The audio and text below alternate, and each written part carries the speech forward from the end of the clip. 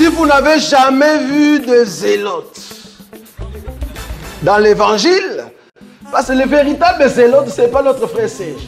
Moi, je suis un premier zélote. Parce que j'ai donné la définition de ces zélotes-là. Nous sommes des hommes qu'on a déjà tués depuis longtemps. Un cadavre qui marche. Parce qu'en réalité, nos vies sont cachées en Christ et Jésus ou dans le lieu céleste. Donc, si tu me touches, je suis un zélote. On n'a pas peur. 1000 ans avant Jésus-Christ. Ce n'est pas maintenant. C'est-à-dire, si je prends le 2000 ans jusqu'au l'an 0, plus le 3000 ans avant Jésus-Christ, c'est qui fait 5000 ans à partir de maintenant. Donc, ça fait 5000 ans que cette parole, à peu près, ça peut être plus, à peu près 5000 ans que cette parole a été prononcée. Et Dieu a prononcé cela. Lui qui connaissait Noé, il a vu que Noé, qui est entré dans l'arche, Dieu a tué tout être vivant, tout animal ou tout animal, tout ce qui avait respiration, qui respirait sur la face de la terre. Dieu les a voués à la malédiction, c'est-à-dire à la mort. Il les a tous tués. Il a juste laissé les animaux qui étaient dans l'arche et Noé, ses fils et sa femme, et leur femme aussi. Et c'est de là que, à la sortie de Noé, quand Noé va maintenant faire ce qu'on appelle l'offrande que Noé a élevée devant Dieu, c'est là-bas que Dieu va prononcer cette parole. Et j'aime beaucoup la Bible parce que le verset 21 nous dit « L'Éternel sentit une odeur agréable. Et l'Éternel dit en son cœur, je ne maudirai plus la terre à cause de l'homme. » Et là, il rajoute maintenant dans le verset 22, dans d'autres versions, c'est le verset 23, c'est là-bas qu'il va rajouter, vu que l'odeur, il avait senti, il rajoute maintenant, tant que la terre subsistera. Donc ça, c'est, comme on dit, faire une déclaration sur ses propres paroles. C'est-à-dire, en aucun cas, moi qui est le créateur de la terre, étant donné que cette terre subsiste, ce que je vous donne en bas va toujours rester. Donc, si tel est le cas, cela fait notre joie. Parce que, étant donné que moi je vis sur la terre, la loi de Dieu existe toujours. Et cette loi doit m'accompagner. C'est quoi la loi? Moi, je prie seulement une loi. Parce que le but, c'est de vous donner la loi de la semaine. Je ne parle pas ici la loi du froid et de la chaleur, la loi de l'été et de l'hiver, la loi de la journée et de la nuit. Je ne suis pas encore là. Ou soit je ne le toucherai pas, je ne pense pas. Je touche seulement la loi de la semaine. C'est-à-dire, étant donné que la terre subsistera, le sémail et la moisson subsistera toujours. Ne peut pas passer, ne cesseront point. Étant donné que la terre est toujours là, Dieu a mis le soleil, et le soleil brille la journée, et le soleil se couche le soir pour que la nuit arrive. Donc, étant donné que la terre subsistera, le jour et la nuit sera toujours là, ou seront toujours là. Si le jour et la nuit ne peuvent pas passer, alors Dieu confirme aussi qu'une personne qui a une sémence, vouloir ou pas, il y aura la moisson. Il y aura la moisson. Okay. Donc c'est une loi. Donc du coup, si tu vas mettre en pratique ce que nous allons dire ici, comme je le dis les dimanches, si seulement tu crois que cette parole vient de la bouche de Dieu, si tu le mets en pratique, je te dis, d'ici 2, 3, 4, 10 ans, on va commencer à crier sur toi, qu'est-ce que tu as fait pour devenir ce que tu es? Pourquoi? Parce que tu as mis juste en pratique ce qu'on appelle la loi de la semaine. Et c'est très important. Et c'est quoi cette loi? Je vais prendre une écriture. Je prends Galates. Galates, là maintenant je commence à expliquer mon enseignement. Galates chapitre 6, frère béni, le verset 7. Galates chapitre 6, le verset 7. Ne vous y trompez pas. Oui. On ne se moque pas de Dieu. Ce qu'un homme aura semé, il le moissonnera aussi. Je répète cette écriture, ne vous y trompez pas. On ne se moque pas de Dieu. Ce qu'un homme aura semé, il le moissonnera aussi. Même dans la traduction des hommes, ils ont pris cette écriture qui est devenue une expression. C'est que tu vas s'aimer, tu vas moissonner. En d'autres termes, je ne peux pas avoir des arachides et que je sème les arachides et ça me donne du manguier. J'aurai pas de mangue. Si j'ai besoin d'avoir de manguier, il me faut au fait le noix de mangue. Là, si je le mets dans la terre, ben, j'aurai de manguier, de mangue. C'est-à-dire l'arbre qui va pousser, ça sera le manguier. Tu ne peux pas avoir un avocatier alors qu'en main, tu as juste le manguier, la mangue. Si tu as la mangue ne peut pas se transformer. Je répète ici, la mangue ne peut pas se transformer à un avocatier. Pourquoi? Parce que ben, le fruit ou la sémence que tu avais, ce que tu avais mis dans la terre, c'était quoi? C'était au fait la mangue. Donc, la mangue te donnera toujours la mangue. Donc, tout ce que tu peux avoir comme sémence, vouloir ou pas, c'est que tu vas s'aimer. C'est ce que tu vas récolter. Amen. C'est ce que tu vas récolter. Donc, si je sème la prière, je veux récolter quoi? La prière en abondance. Vous voyez ça? Si je sème l'amour, vouloir ou pas, je veux récolter l'amour. Là où je sème la paix, c'est que Dieu va me donner. Là où je sème la paix, c'est que Dieu va me donner. Ça sera toujours la paix. Là où je sème la confusion, je ne vais pas m'attendre à la paix. Ah non, je sème la confusion. Vouloir ou pas, c'est la confusion qui viendra. Amen.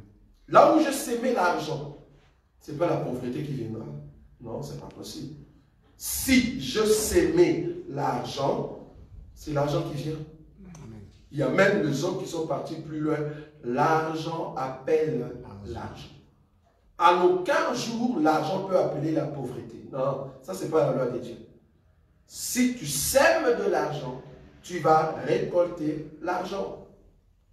Si tu sèmes la colère, vouloir ou pas, tu vas s'aimer. Si tu sèmes la colère, tu récolteras la colère en abondance. La colère en abondance.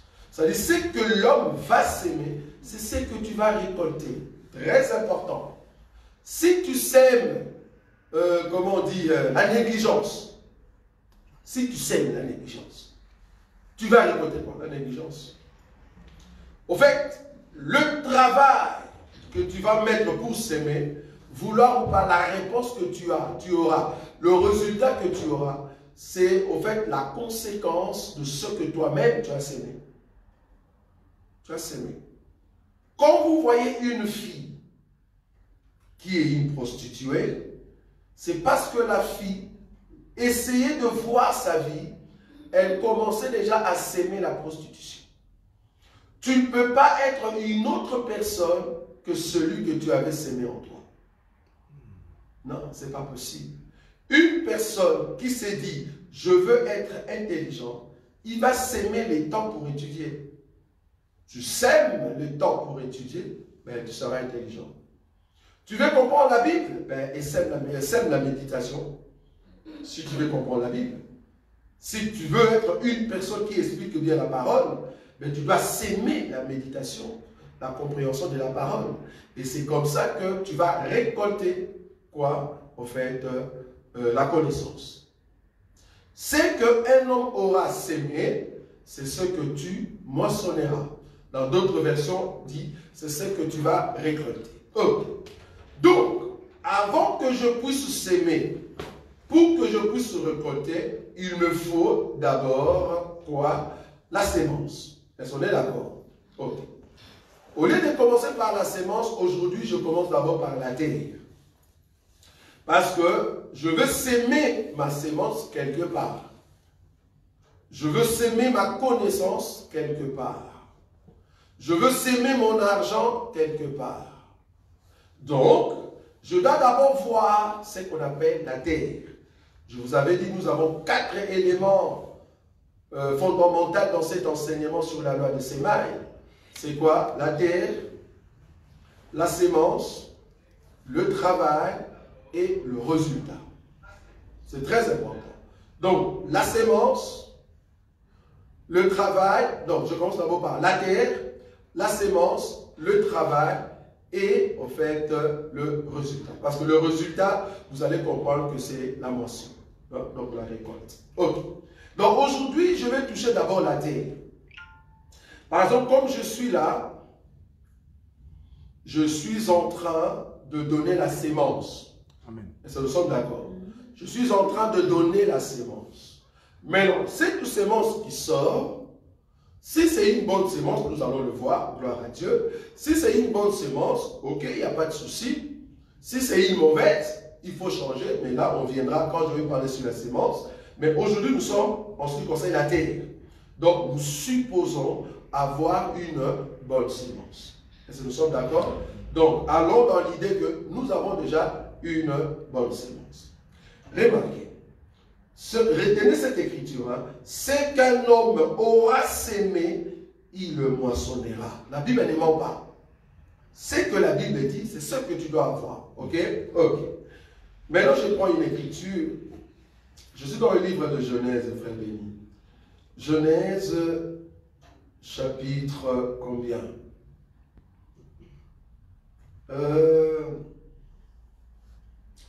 Je prends Genèse, chapitre, je crois, premier. Genèse, chapitre premier.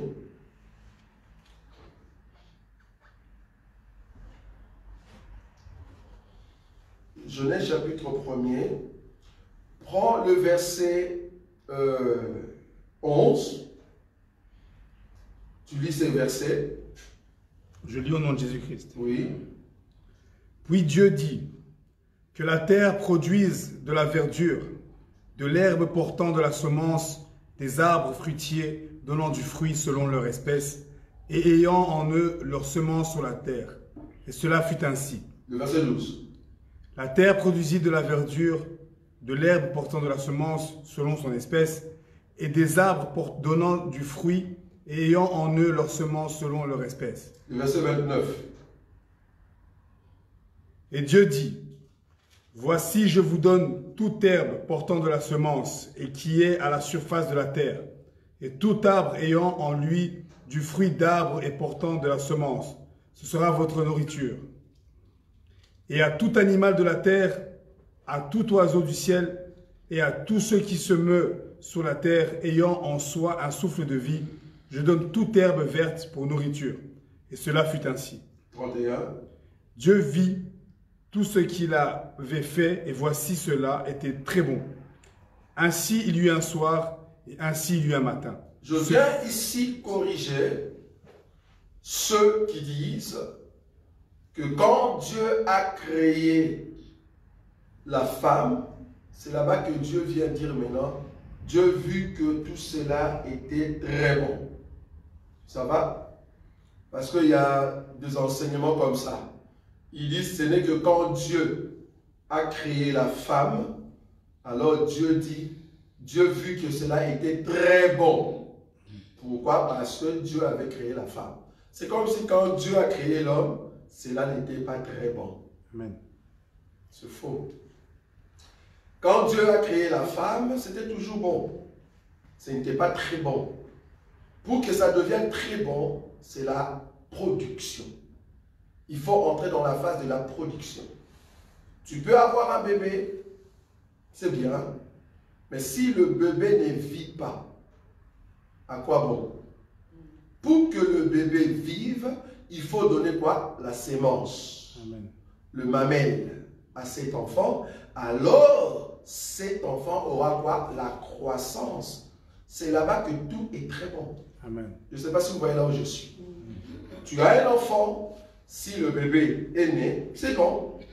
Mais pour que le bébé continue de vivre, il faut lui donner quoi? La sémence. Tu es un homme fort, c'est bien, c'est bon, mais pour que tu sois très fort, tu dois manger. Amen. Je ne sais pas si vous voyez là où je suis.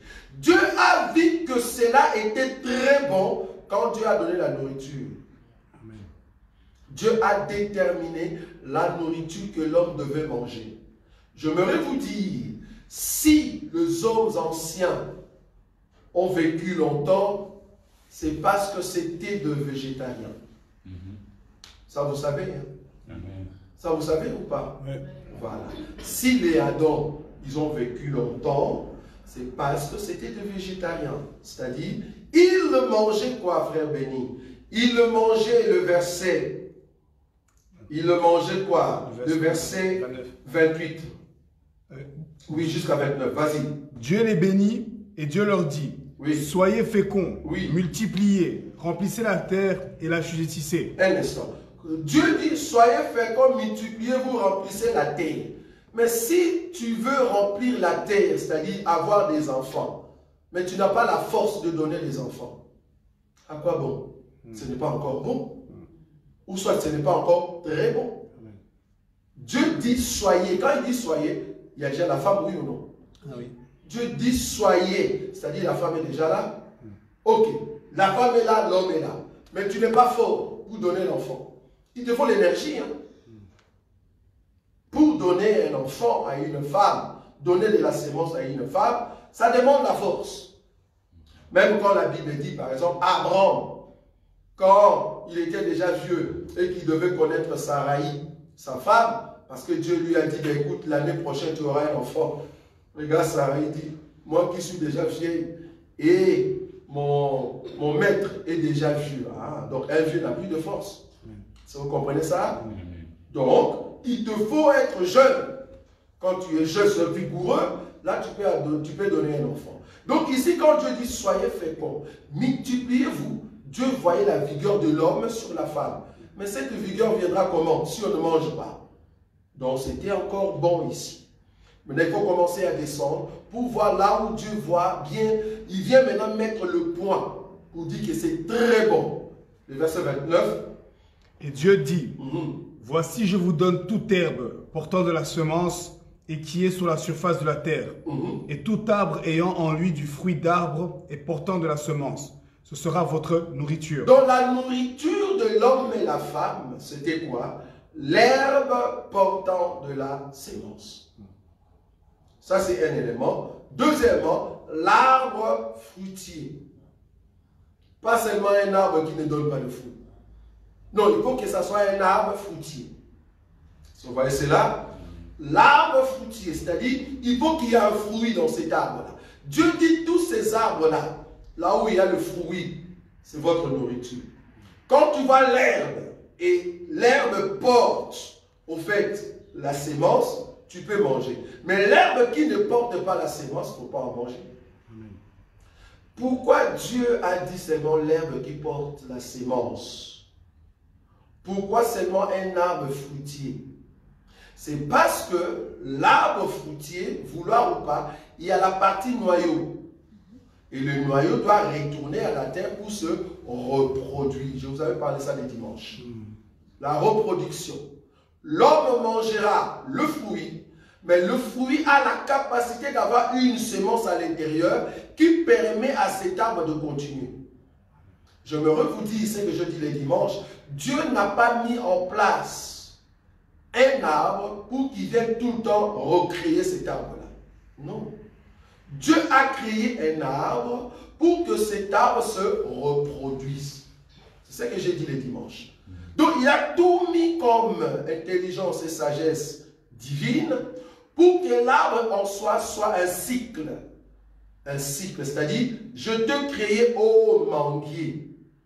Mais quand il y aura des mangues, vouloir ou pas, il faut que la mangue tombe dans la terre et la terre reçoit le noyau et la terre manifeste une fois de plus le manguier. Amen. Vous avez vu ou pas? Amen. Si je posais la question, entre le manguier et la mangue, qu'est-ce qui a été créé premier? Nous sommes dans un cours. Hein. Nous sommes dans un cours. Ça, c'est le cours de ceux qui sont spirituels. Hein. Je répète. Entre le manguier et la mangue, qu'est-ce qui a été créé? Je ne dis pas formé. Qu'est-ce qui a été créé le premier, frère béni? Le manguier. Le manguier. Qui est d'accord? Oui. Qui est d'accord? Oh. Ah, Papa Roger n'est pas d'accord. On va demander pourquoi. Ok. Pourquoi? Entre le manguier et la mangue, qu'est-ce qui a été créé? Non, je suis d'accord avec la réponse des frères. Amen. Est-ce que vous avez compris? Amen. Pourquoi? Parce que c'est le manguier qui manifeste la mangue. Amen. Est-ce que vous comprenez que le manguier c'était Adam? Amen. Bon, le but c'était pas de vous donner de révélations. Bon, comme on avait dit, nous sommes pendant tous ces temps comme des autruches, nous sommes encore sur terre. Amen. Mais comprenez que en réalité, le manguier c'est un homme et sa femme n'est rien d'autre que le fruit. Ça va? C'est du manguier que le fruit est sorti. C'est de l'homme que Ève est sortie. Ça va? Ça c'est la profondeur. Voilà. Donc du coup, c'est les manguiers qui manifestent la mangue. Mais dans quelle idée? Dans l'idée que toi, mangue qui est sorti de moi, tu es au fait une femme. En toi, il y a des enfants.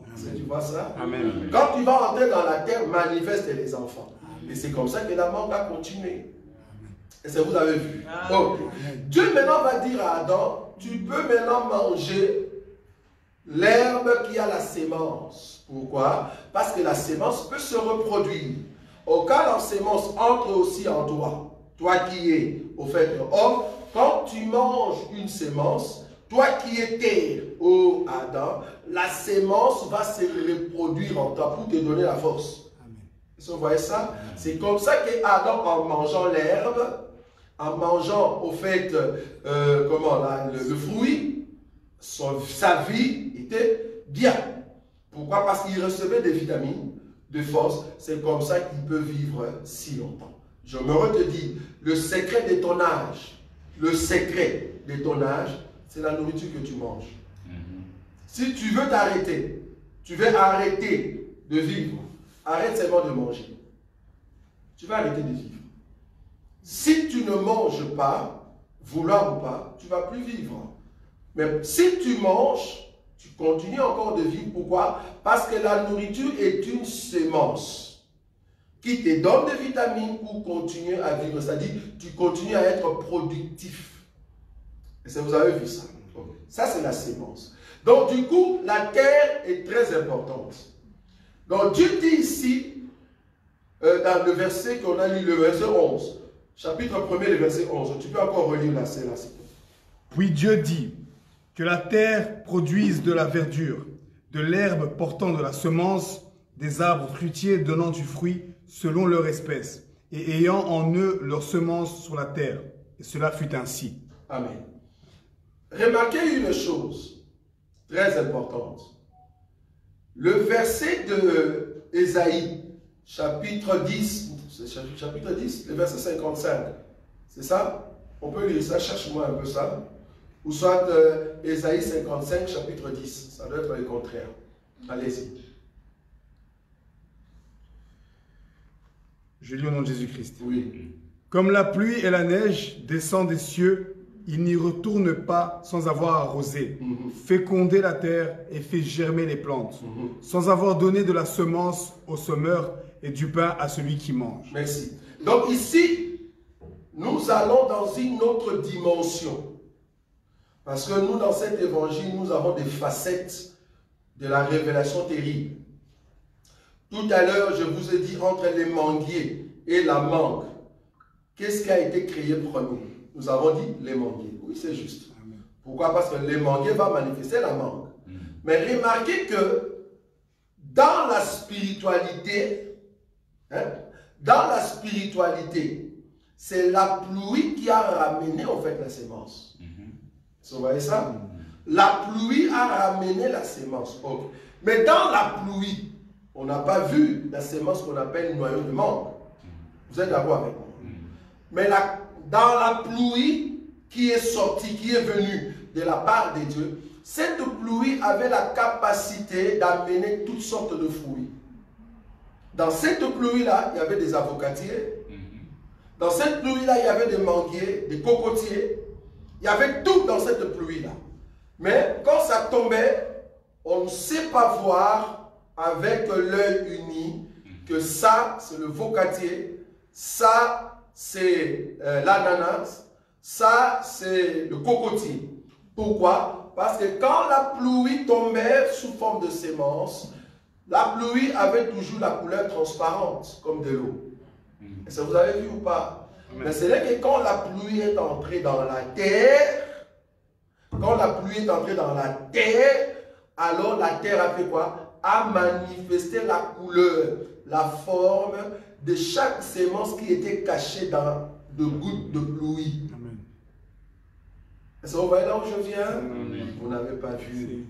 Qu'est-ce que je veux dire par là? C'est que nous appelons sémence homme, spermatozoïde. Partout quand tu le vois, vouloir ou pas, c'est la même couleur, bien aimé. C'est la même couleur. Que ça soit d'un chinois, que ça soit d'un blanc, noir, je ne sais pas où, que ça soit des animaux, c'est la couleur blanche. Mais ce n'est que dans cette couleur-là, quand ce qu'on appelle des chromosomes, ces spermatozoïdes, courent pour aller prendre l'ovule, il faut attendre jusqu'à ce que la terre, la ventre de la femme, manifeste les bébés. Amen. Quand on manifeste les bébés, c'est là-bas qu'on dit, ah, la sémence qui était entrée ici, cette sémence venait de la Chine. Là, on voit un Chinois qui sort. Ah non, la sémence ici venait de l'Indien.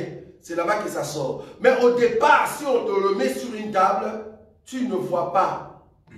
Parce que c'est sous forme de la pluie. Vous voyez là où je suis? C'est parce que la terre, c'est au fait de la femme.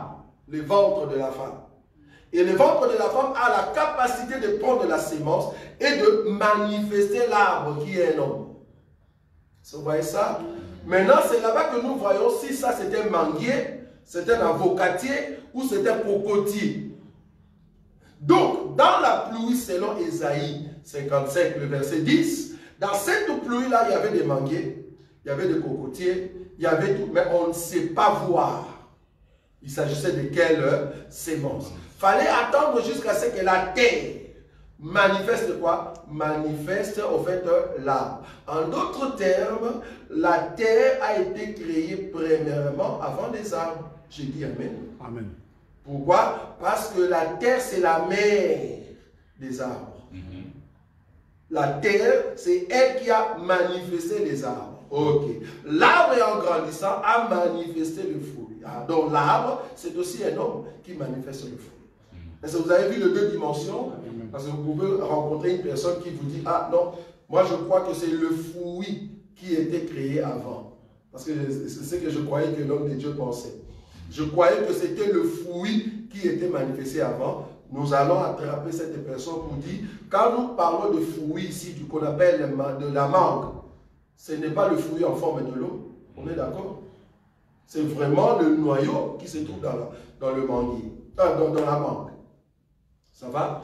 Et j'aimerais vous dire, selon Romain, on va prendre ça, parce que je suis encore dans les grandes lignes de ces grands enseignements, si seulement vous allez comprendre la grandeur.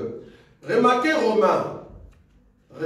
Romain, je vais donner cet élément parce qu'il y a quelqu'un qui m'a dit, frère, depuis que tu as commencé, nous on ne mange pas. J'ai dit, ah bon, vous ne mangez pas? Ah non, nous on ne mange pas. On sent que c'est vraiment du lait. J'ai dit, frère, vous aimez trop manger la nourriture solide, vraiment. Or, dans la nourriture qu'on appelle le lait maternel, il y a toutes les vitamines que toi tu manges de poulet. D'ailleurs, dans tes nourritures, la poulet, chèvre, chikwang, frites, si tu regardes bien, il y a beaucoup de vitamines qui manquent. Mais dans les laits, il y a presque tout. C'est pour ça que le bébé grandit très vite. C'est dans les laits qu'il y a tout, mais toi tu ne le vois pas. Amen. Bon, comme ils aiment que nous puissions repeigner maintenant chaque vitamine dans les laits, je vais les aider. Voilà, Romains. Remarquez Romains chapitre... Romains chapitre combien? Je prends Il y a un verset que j'aime beaucoup ici. Frère Béni, lis un peu le verset 18, s'il te plaît. Du chapitre Le chapitre 1er. Chapitre 1er, 18.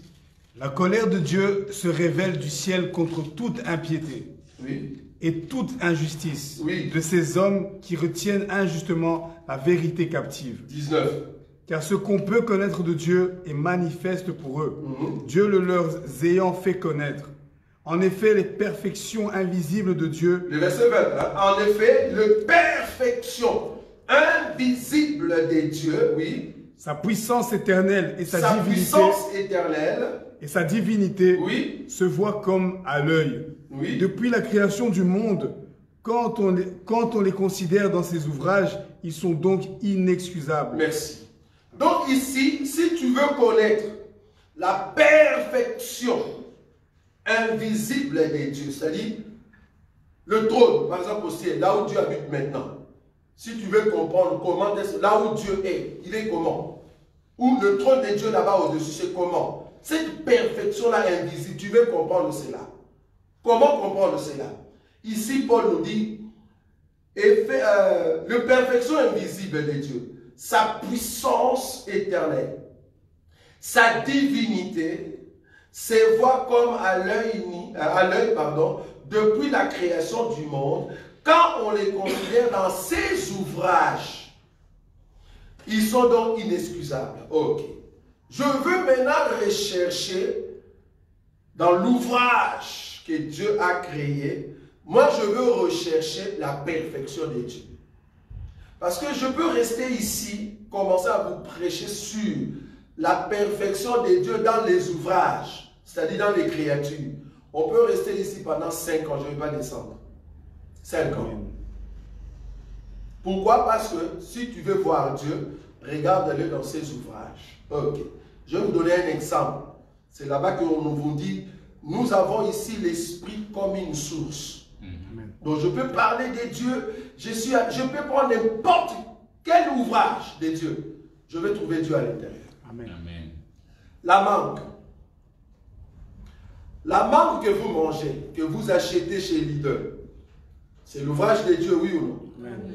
Je vous ai dit ici que le manguier a manifesté la mangue et la mangue doit tomber. Et cette mangue à l'intérieur, il y a la puissance, la capacité de se régénérer, en d'autres termes, entrer dans la terre et pousser encore. Surtout au Congo, en tout cas, moi j'ai grandi dans les Basaïs. Et là, en tout cas, je vous dis, on n'a pas le temps de cultiver les mangues. Non. Donc tout autour, il y a déjà des mangues qui sont tombées. Et tu vois, après quelques temps, 2 mois, tu vois qu'il y a déjà d'autres mangues qui poussent. Il n'y a personne qui a, au fait, sémé. Non. Donc la mangue pousse comme ça. Juste le noyau entre dans la terre seul, je ne sais pas comment, par l'effet de la pluie, et puis ça commence à pousser. Donc, qu'est-ce que tu peux faire? C'est juste venir, prendre toute la partie de la mangue et amener quelque part, et ça continue. Donc, la mangue a la capacité de se reproduire. Ok. Qu'est-ce qui fait la reproduction de la mangue? Qu'est-ce qui redonne à la mangue une nouvelle vie? Qu'est-ce qui donne à la mangue une nouvelle vie? C'est le noyau. Et ça, nous sommes d'accord. Okay. Donc, si c'est les noyaux qui donnent une nouvelle vie, donc dans le noyau, il y a la vie.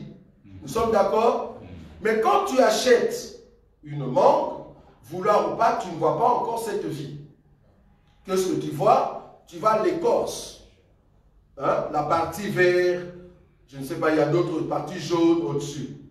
Si tu n'aimes pas cette partie, qu'est-ce que tu fais? Tu enlèves comme sous forme des bananes, ça va? Il y a des mangues comme ça, hein? Il y a des mangues qu'on appelle mangochine. Je ne sais pas si vous connaissez ça, c'était des mangues terribles que nous on mangeait. Tu enlèves sous forme des bananes.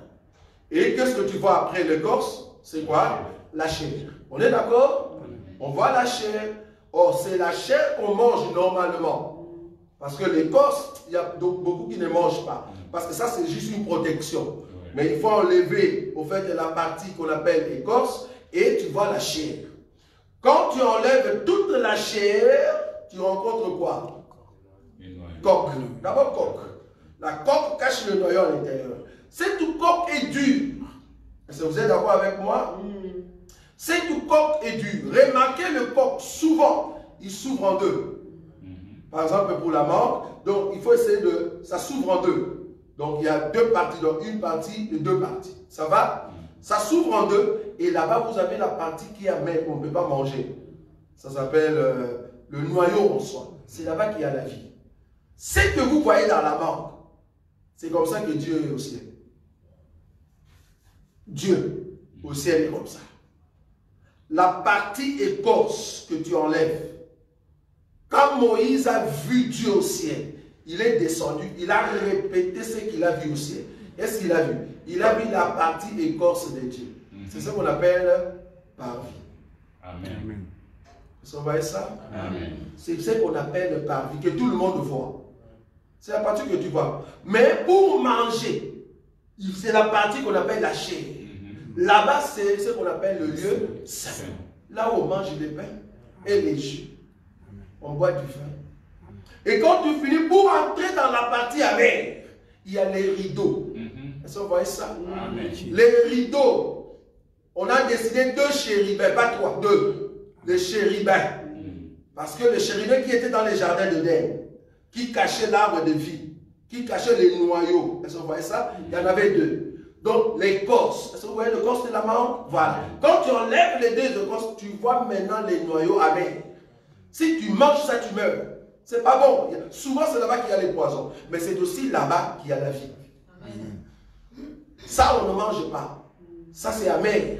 C'est ça qui rentre dans la terre pour donner quoi? Ce qu'on appelle l'arbre régénéré. Pour régénérer.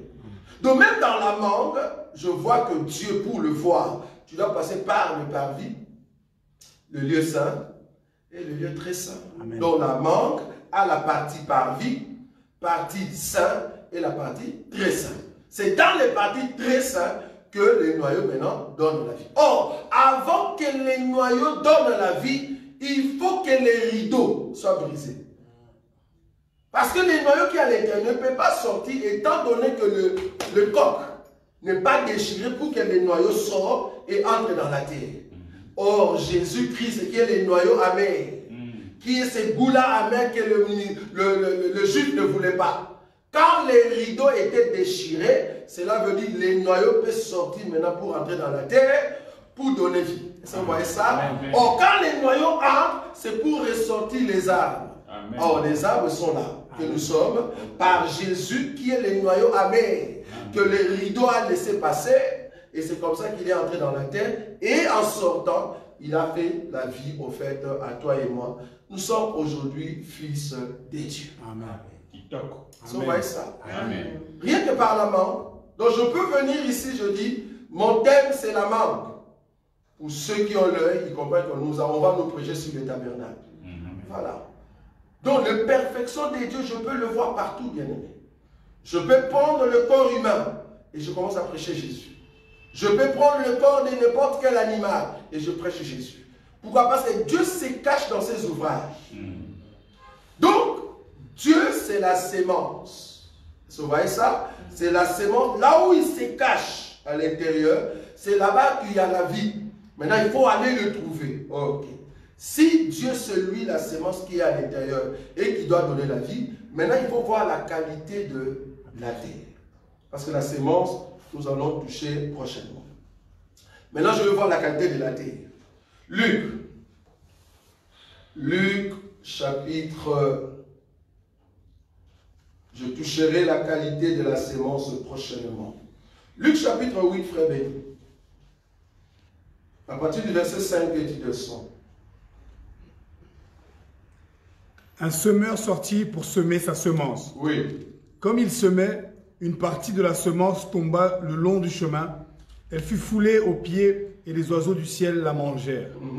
Une autre partie tomba sur le roc. Quand elle fut levée, elle sécha parce qu'elle n'avait point d'humidité. Une autre partie tomba au milieu des épines. Les épines crurent avec elles l'étouffèrent. Une autre partie tomba dans la bonne terre. Quand elle fut levée, elle donna du fruit au centuple. Après avoir ainsi parlé, Jésus dit à haute voix, « Que celui qui a des oreilles pour entendre, entende. Ses disciples lui demandèrent ce que signifiait cette parabole. Il répondit, « Il vous a été donné de connaître les mystères du royaume de Dieu, mais pour les autres, cela leur est dit en parabole, afin qu'en voyant, ils ne voient point, et qu'en entendant, ils ne comprennent point. Voici ce que signifie cette parabole. La semence, c'est la parole de Dieu. On a bien défini ici, ça va? Donc, quand nous allons toucher sur la sémence, comprenez que nous allons parler la sémence comme étant parole de Dieu. Donc là, nous sommes dans l'enseignement spirituel. Et après, je vais prendre le sens physique ou financier, ou soit verdict de ce que tu es. Ça va? On continue? Ceux qui sont le long du chemin, ce sont ceux qui entendent. Puis le diable vient et enlève de leur cœur la parole, de peur qu'ils ne croient et soient sauvés. Ceux qui sont sur le roc, ce sont ceux qui, lorsqu'ils entendent la parole, la reçoivent avec joie, mais ils n'ont point de racines et ils croient pour un temps et ils succombent au moment de la tentation.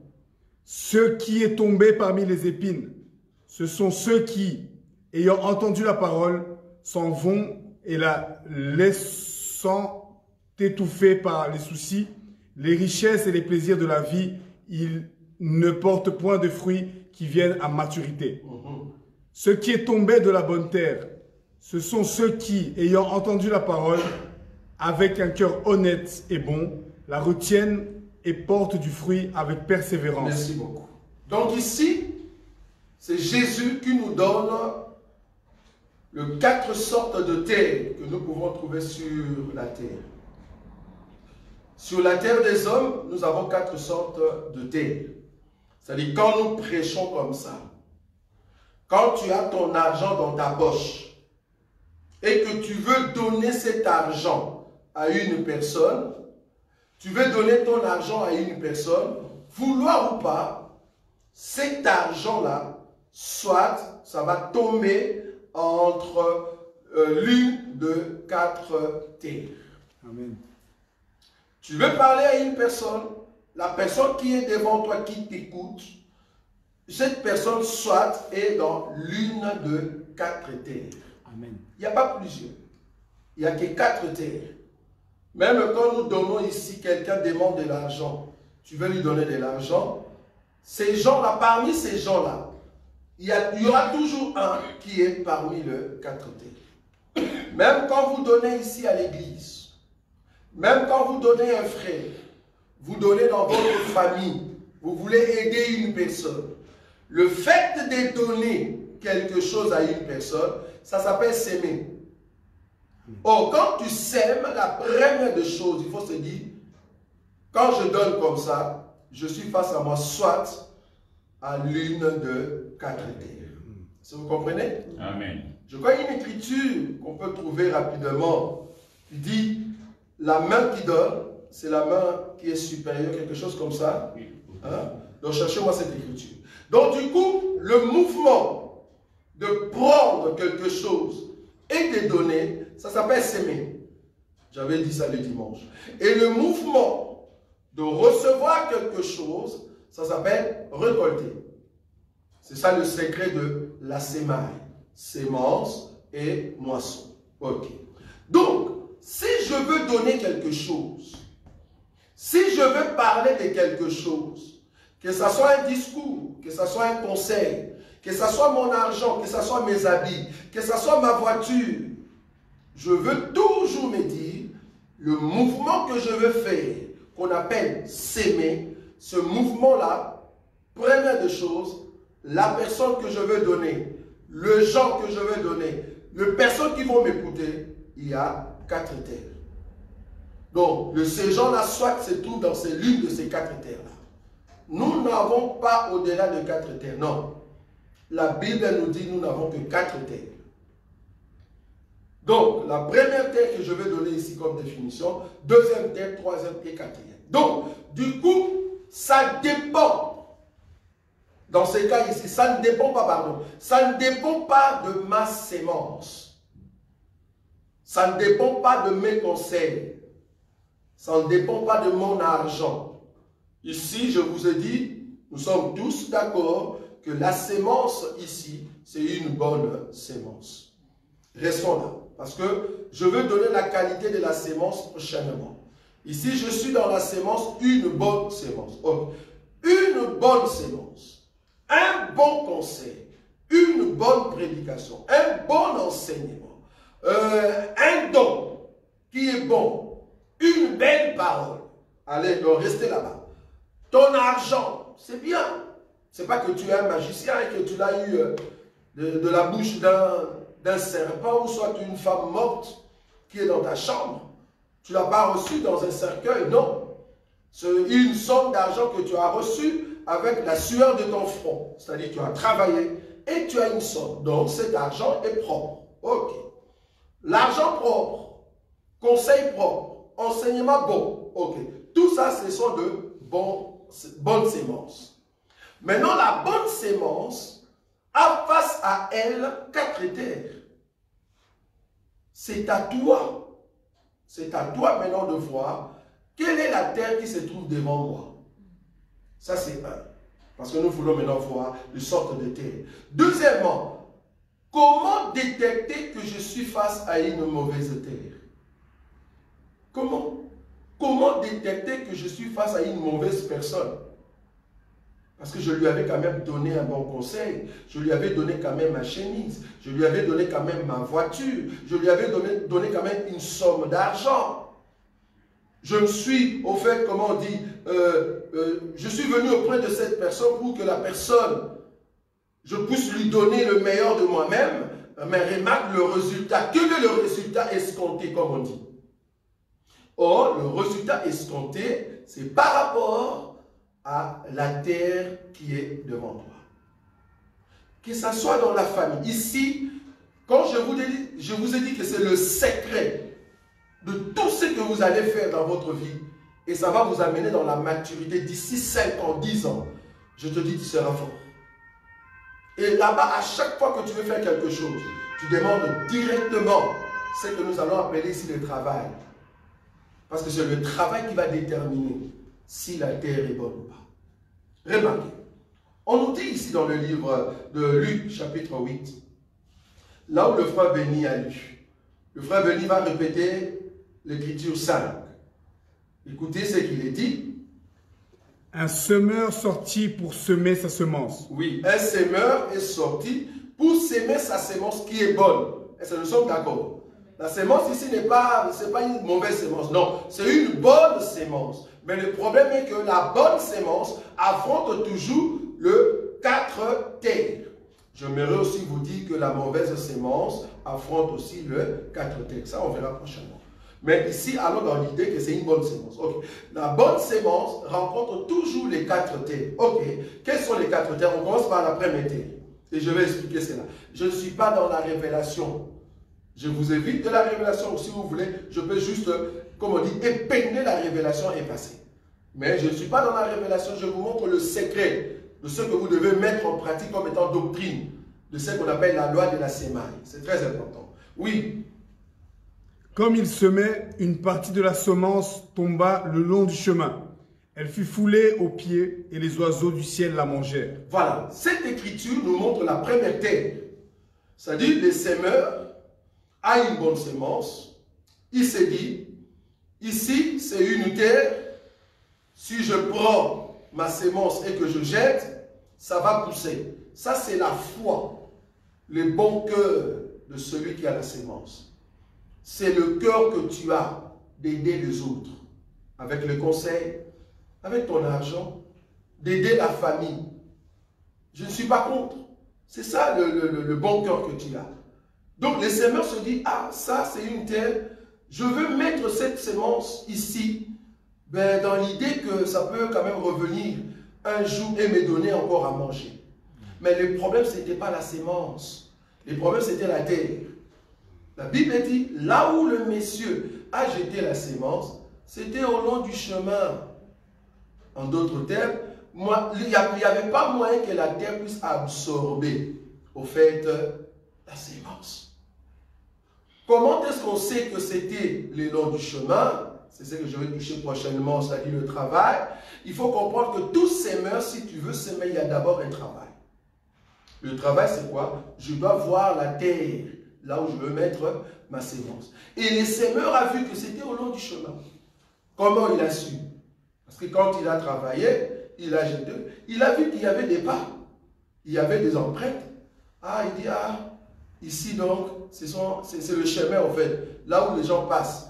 C'est-à-dire le travail que je fais ici, toute l'énergie que j'ai fait sortir pour mettre cette sémence, mais c'est en vain. Pourquoi? Parce que ici, où la terre en question, ce n'est pas une terre douce, c'est une terre tourmentée par les passages des hommes. Dans la révélation, cette terre ici, en réalité, c'est les païens. On a toujours prêché ça. Ce sont des païens. Ok. Mais je rentre dans la doctrine. Dans la doctrine, une personne qui n'écoute pas tes conseils, mais qui te dit oui, j'entends. Mais la personne en réalité ne met pas en pratique ce que toi tu lui dis, plus jamais n'allez plus donner les conseils à cette personne. À quoi bon? À quoi bon?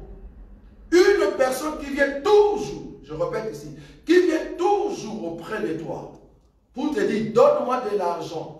Mais quand tu lui donnes de l'argent, cette personne en réalité ne te remercie pas. Un merci peut être un peu éphémère. Mais la personne te critique. La personne dit mal de toi. Tu lui donnes une sémence, mais la personne t'insulte. La personne ne considère pas la valeur de ta sémence. Cette personne-là, il ne faut plus lui donner. Tu ne pêches pas. Amen. Parce que tu n'auras rien là-bas. C'est une terre où il y a beaucoup d'aide. Lui-même, la terre elle-même, va te dire, ah, qu'est-ce que tu crois, les 100 € que tu m'as donné, tu sais combien moi je reçois? Tu sais combien de gens m'ont déjà donné? Ah, donc toi, tu as d'autres personnes qui te donnent. Il y a d'autres passants. Est-ce que vous voyez ça? Il y a d'autres passants qui passent par là, qui te donnent. Donc, mes 50 € sous le froid, pendant le temps de la neige, mais tu ne le considères pas. Tu ne le considères pas. Je comprends. Je comprends le pourquoi. C'est parce qu'il y a beaucoup de gens qui passent par là. C'est une terre là où il y a trop de piétons. Trop de piétons. Là, du coup, je comprends même l'expression de gens du monde quand ils disent que un 20 € que tu m'as donné quand je souffrais a plus de considération qu'un 10 000 € quand je suis devenu millionnaire. Amen. Oui, c'est juste. Parce que le 20 € que tu lui avais donné quand la personne n'avait pas l'argent, ben, la personne va considérer ces 20 €, ben, c'est la meilleure des choses qu'on a reçue dans sa vie, que tu viennes me donner 10 000 € alors que je suis déjà millionnaire. Ça fait quoi? Ça ne change rien. Un millionnaire que tu me donnes 10 000 €, ben, je suis déjà millionnaire, ça. Il n'y a pas de considération. Ce n'est pas le montant qui compte, c'est le geste. Vous voyez ça? Le geste qu'on a posé. Donc, du coup, une terre qui ne considère pas la valeur de ce que tu fais, de ce que tu lui donnes, cette terre-là n'a plus le droit de recevoir ta sémence. Parce que là-bas, tu ne vas rien avoir, rien avoir. La terre n'est pas préparée pour que tu puisses le bénir. Une personne qui t'a jamais remercié, c'est-à-dire, comme on dit, un merci qu'on a donné, un merci à personne en bois, c'est ça, non? Oui. Merci qu'on a donné à un chien, mais dans le sens vraiment français, il y a un terme, il y a une expression. C'est-à-dire, c'est un merci que, voilà, c'est vraiment rejeté, quoi. La personne ne te remercie pas en réalité. Une personne comme ça, même dans la famille, il ne faut plus lui donner. Ça s'appelle l'ingratitude. La personne est ingrate.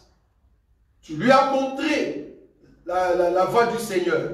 Tu lui as prêché la parole de Dieu. Tu l'as enseigné. Mais la personne n'y croit pas. Pourquoi la personne n'y croit pas? Et la personne te dit, ah, toi tu sais là où moi je viens, là où j'étais. Ah, donc tu as d'autres personnes.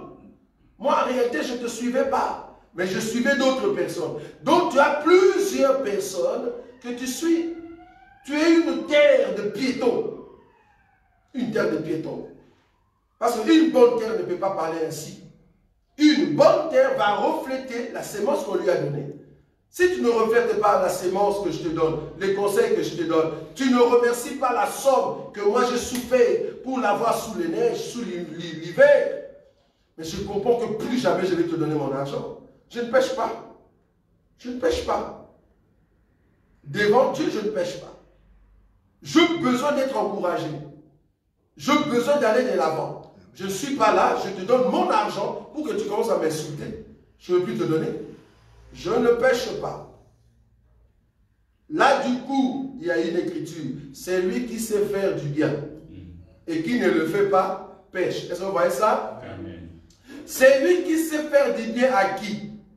Ce n'est pas une personne qui l'insulte. Non. Ce que je fais, c'est du bien. Ok. Mais à qui? Je le fais à une personne qui sait, qui a besoin, qui a le besoin de ce que moi j'ai entre mes mains. Mais quand tu donnes à une personne qui t'insulte, la personne n'a pas besoin. N'a pas besoin de ton bien. Donc du coup, je ne te fais plus du bien. Au contraire, je te fais du mal. Parce que tu m'insultes. Donc là, du coup, la sémence n'a pas de problème, mais c'est la terre. Une terre qui insulte les sémeurs, c'est une terre qui n'aura plus de sémence.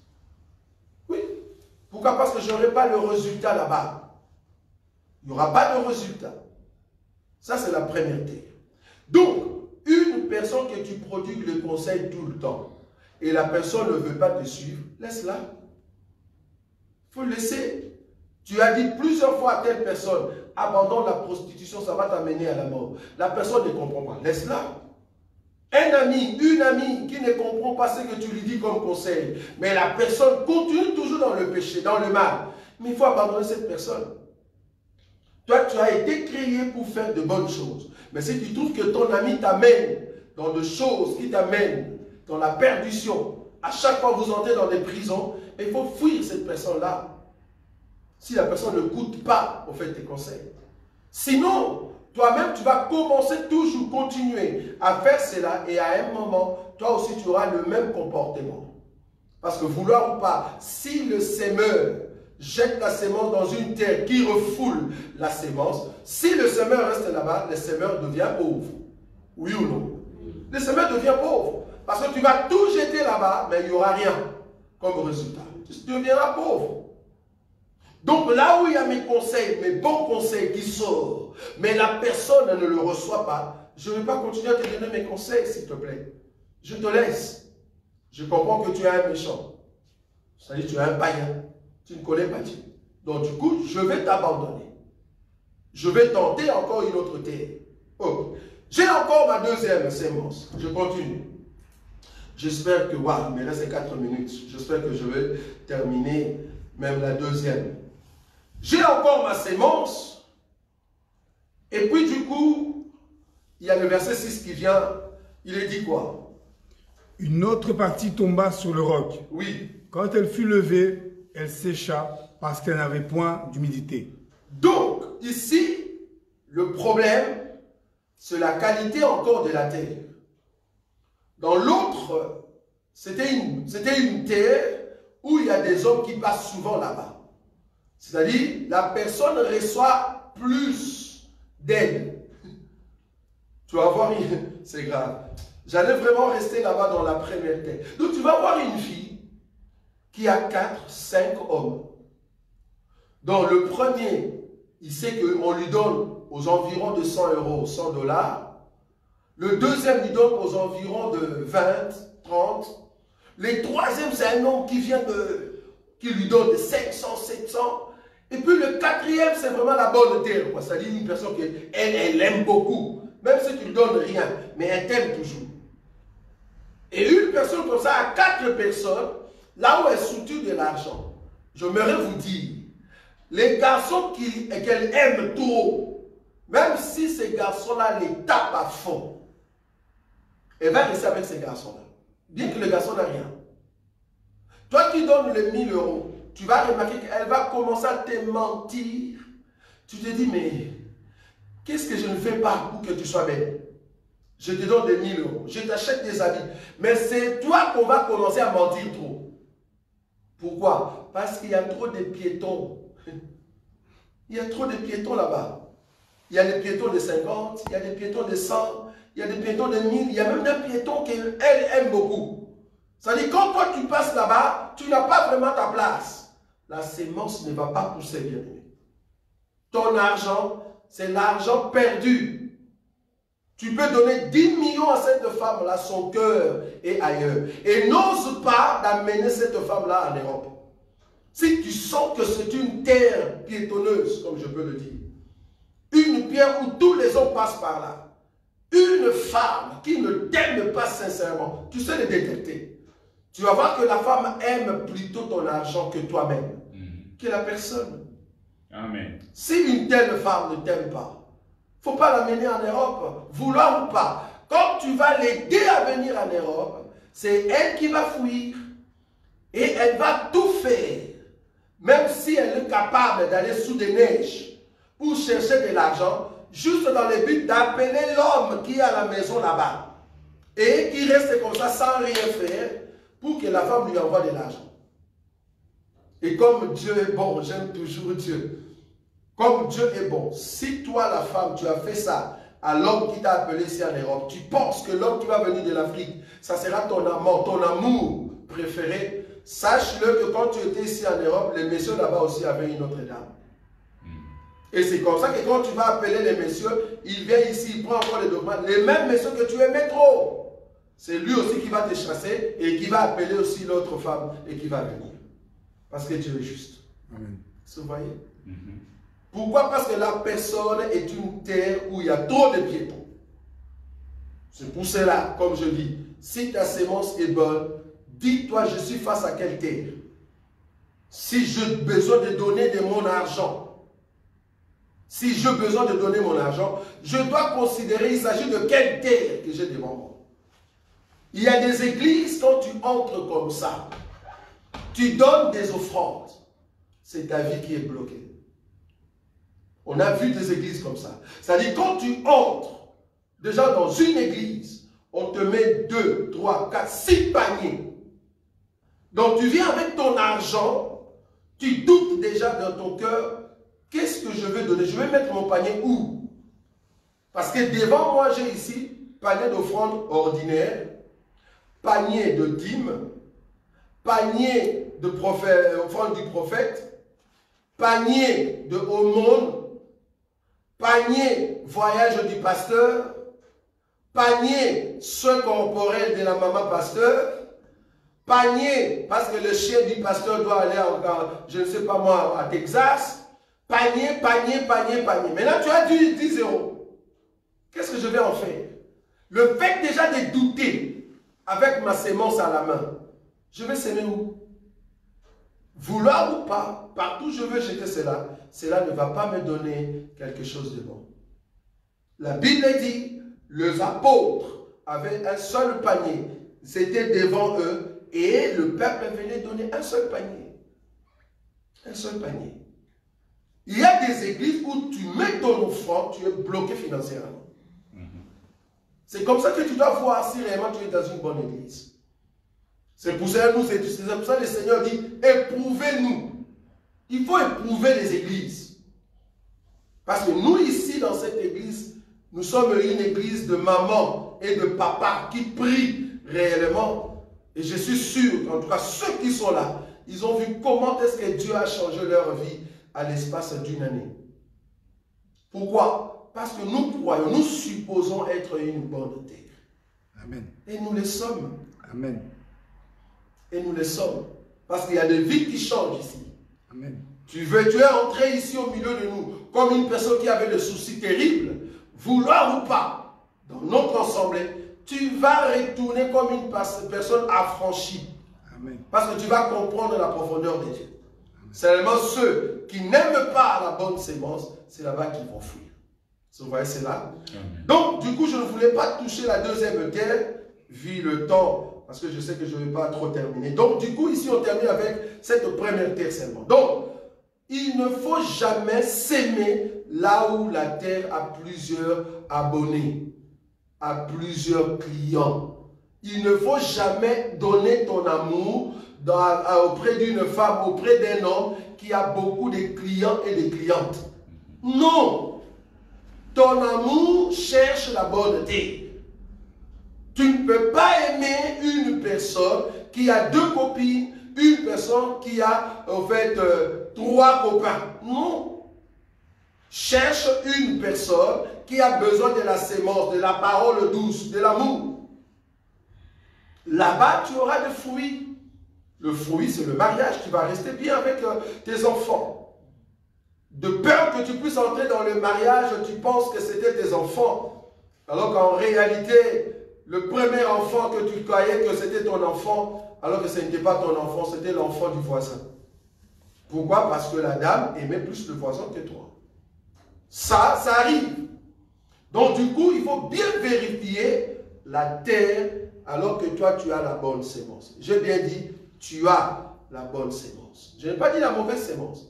Parce que nous allons toucher maintenant la qualité de la sémence après. Mais ici, nous sommes rassurés que nous tous, ici, nous sommes la bonne sémence. Donc si nous sommes la bonne sémence, nous devons donner le meilleur de nous-mêmes. Mais il faut toujours voir, je suis devant quelle terre. Oh, j'aimerais vous donner le secret avant de terminer. Chaque terre est toujours éprouvée. Il faut éprouver le terre. C'est-à-dire, je viens pour la première fois, je te fais confiance. La deuxième fois, troisième fois, je ne te fais plus confiance. Voilà, je t'ai éprouvé, j'ai compris. Je ne veux pas continuer toujours là. Non, je ne saurais pas. Parce que j'ai déjà compris que tu es une mauvaise personne, je fuis. Je te donnais la première fois 1000 €. Deuxième fois, je te donnais 2000 €. J'ai compris qu'à chaque fois que je te donne l'argent, après 2 semaines, ben voilà, tu fais rien du tout avec. Ben je ne vais pas commencer à gaspiller mon argent sur toi. Non, je ne veux plus te donner. C'est fini ça. Si je vois par exemple ici, quand nous passons ici, je vois la même face que j'avais donné la fois passée 50 €, 100 €. Et c'est la même face qui vient le mercredi, la même face qui vient le lundi, la même face qui vient le... Non, tu es devenu un mendiant. Donc tu ne cherches pas l'argent pour aller de l'avant, mais tu profites des autres. Là, ce n'est plus un mendiant. C'est quelqu'un qui profite des autres. Et vous avez des gens comme ça, des femmes ou des hommes. Un gigolo qui ne travaille pas, qui profite de sa femme. Tu es ici en Europe, mais tu ne travailles pas. Un homme. Alors que bibliquement parlant, c'est l'homme qui doit travailler pour donner de l'argent à sa femme. Mais toi, un homme, gigolo, tu ne travailles pas. Et qu'est-ce que tu fais? Tu profites de la femme. Nous sommes contre dans notre évangile. L'homme doit travailler pour donner tout son argent à sa femme. Vous voyez cela? Et c'est comme ça que la femme sera dans l'argent. Donc, pour terminer aujourd'hui, la sémence est bonne, gloire à Dieu, mais il faut à tout prix vérifier quelle terre qui est devant moi. Si c'est une terre sur laquelle les piétons sont passés, plusieurs hommes, plusieurs conseils, plusieurs personnes, plusieurs mains ont donné déjà à cette personne sera toujours ingrate. La personne ne reconnaîtra jamais, alors jamais la valeur de ta sémence. Ça va? Donc il faut éviter cette personne-là.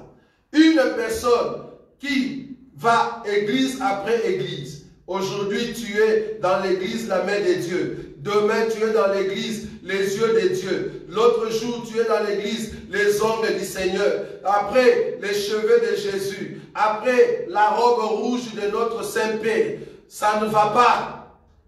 Ça ne va pas. Qu'est-ce que tu cherches réellement? Ce n'est pas le salut que tu cherches. Parce que si c'est le salut que tu cherches, tu vas prier Dieu sincèrement pour que Dieu te montre là où tu dois aller.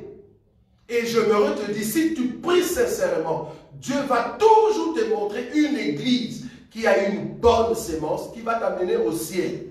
Parce que nous ne prions pas pour avoir de l'argent, nous prions pour aller au ciel. Or, si tu veux aller au ciel, tu dois s'aimer la prière pour que Dieu puisse te montrer là où tu vas aller au ciel. Quel enseignement qui va t'amener au ciel? Amen. Au lieu de commencer à changer église après église.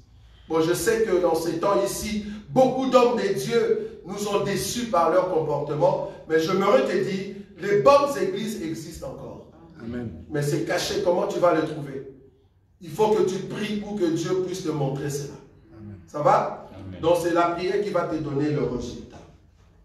Tendre Père, nous te disons un grand merci. Un grand merci pour les conseils que tu nous donnes, parce que nous sommes un peuple qui marche dans la lumière de ta parole, et nous sommes cette terre qui a reçu la sémence qui est venue de ta part, et tu nous as dit, si seulement nous les mettons en pratique, nous allons voir le fruit et nous allons en manger, parce que tu es le Dieu. Permets que ta parole ait de fruits en nous pour la seule gloire de ton nom, en ton nom que nous avons ainsi prié. Amen. Amen. Nous allons laisser quand même le temps de questions. Je vois la présence de notre frère Léonard, ça fait longtemps. Que Dieu te bénisse, merci beaucoup. Voilà, donc nous allons maintenant passer par des questions. Qui a une question par rapport à la terre, par rapport à ce que je touchais ici, peut-être en ligne. Si on n'a pas de questions, ben on termine. Pourquoi pas? Pas de questions dans la salle? Oui? Question concernant la terre. La place, exemple, nous avons des fois tout le temps. Pour dire c'est moi, il y a des filles, on a des filles, on a la terre. Merci. Donc ma question, ça concerne la terre. Une personne qui vient chaque fois emprunter de l'argent près de toi. Donc la personne vient chez toi, elle emprunte aujourd'hui, après-demain elle emprunte encore, après-demain, après-demain elle emprunte toujours. Est-ce que c'est quelle terre par rapport aux 4 terres que nous allons voir? Ok, j'aimerais avant de répondre, poser aussi une question par rapport à ça. Est-ce qu'à chaque fois que la personne emprunte, est-ce que la personne rembourse?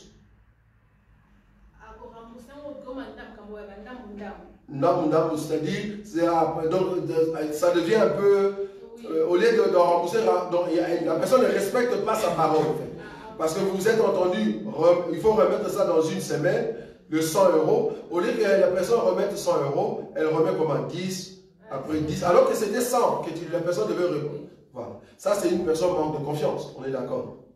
Donc, parce que quand il y a ce qu'on appelle emprunt, quand il y a emprunt, il y a ce qu'on appelle contrat. C'est-à-dire, toi et moi, nous allons nous entendre par rapport à ce que je vais te donner. Même dans une banque, si tu viens emprunter, on te dira comment tu veux le rembourser. Tu veux le rembourser mensuellement, du coup, cash, voilà, il y a les modalités. Maintenant, si dans votre contrat, c'était bien mentionné que tu vas me rembourser dans une semaine la totalité, et la personne ne te donne pas dans une semaine la totalité, et la personne commence à donner des explications pour la première partie, l'explication deuxième partie, c'est une mauvaise personne. C'est une terre qui ne va jamais reconnaître les bienfaits que tu lui fais. Ça, tu dois le savoir. Pourquoi? C'est une personne qui est déjà habituée à prendre des emprunts et faire souffrir ses prêteurs. C'est comme ça. Donc, c'est sa vie, en fait. La personne vient emprunter en pleurant. En pleurant tellement que j'ai de soucis. J'ai vraiment besoin que vous puissiez m'emprunter. Et quand la personne emprunte, la personne en tournant le dos, la personne dit, tu vas voir. Si seulement tu vas recevoir ça. Et la personne fait exprès de te payer 10 € pour que ton emprunt traîne ou ton argent traîne. Et il y a d'autres personnes qui sont des personnes jalouses. Vu que tu as l'argent, la personne vient t'emprunter de l'argent juste pour te faire souffrir. Donc, c'est vraiment dans l'intention. Mais si tu empruntes de l'argent et que la personne te remet au temps escompté, au temps prévu, c'est une bonne personne. C'est-à-dire, je t'emprunte 100 € et je devais remettre ça dimanche. Je te dis, excusez-moi, je ne viens pas le dimanche, mais je viens lundi, certainement pour te rembourser. Et je viens le lundi. Alors que dans le contrat, c'était le dimanche. Je viens le lundi, je donne la totalité. C'est une bonne personne. Mais une personne qui dit, je te donne les dimanches. Et arrivé le dimanche, la personne dit, j'en ai pas. Je te donne le mercredi. Le mercredi, j'en ai pas. je te donne les samedis. Les samedis, j'en ai pas. Et puis l'autre dimanche, au lieu de venir donner la totalité, la personne te donne 10. C'est une mauvaise personne. Prochainement, il ne faut plus, alors plus jamais, donner à cette personne-là ton argent. Amen. À moins que tu sois vraiment naïf pour donner encore ton argent à une telle personne. Une fois suffit pour comprendre quelle personne qui est devant toi. Une fois. Tu n'as pas besoin d'être escroqué toi à tout moment. Le problème de nos confrères, le problème de nos chrétiens aujourd'hui, nous sommes sentimentalistes. Si tu as de la rigueur, tu vas voir que beaucoup d'hommes vont t'aimer. Il faut avoir de la rigueur. Tu es mon frère, tu es de la famille. Quand je te fais confiance une fois et que tu as abusé, c'est fini. Je veux rester avec toi très bien.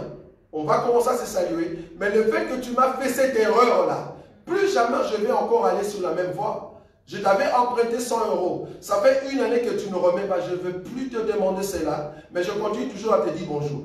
Mais le jour où tu vas en manquer, ne viens plus chez moi. Je ne peux pas te donner. Je ne pêche pas. J'ai compris que tu as une mauvaise terre. Voilà, tu as une terre où à aucun jour tu seras au fait, tu vas me donner raison ou tu vas reconnaître le bienfait que je te fais. Non, tu es ingrate. Donc plus jamais je vais te donner. Voilà, donc il serait mieux qu'une personne me dise, je vais te donner les dimanches, mais le dimanche, j'en ai pas, je t'appelle avant dimanche. Je dis, excusez-moi, les dimanches, je ne saurai pas, mais je viens le lundi certainement. Et puis le lundi, je viens, je te donne. Ça, c'est une bonne personne.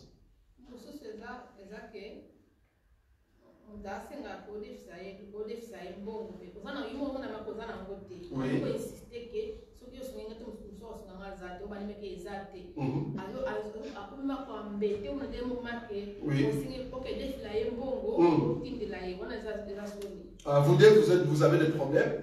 Pourquoi? Parce que la question de la sœur est que si quelqu'un vient emprunter de l'argent auprès de toi, auprès d'une personne, et que toi, tu n'as pas l'argent, et la personne insiste pour dire qu'il n'y a que toi qui peux m'aider, et jusqu'à ce que toi aussi, tu es parti emprunter quelque part pour donner à cette personne-là, je me redire que c'est imprudent.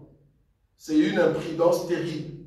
Supposons que quelqu'un a besoin de 5 000 €, et la personne sait très bien que toi, tu as la nationalité belge et que tu as la facilité d'aller auprès de la banque pour emprunter 5 000 €. Souvent, j'ai bien dit souvent, ces gens-là, quand ils ont déjà les 5 000 €, la personne disparaît. Et c'est toi qui vas commencer à rembourser auprès de la banque.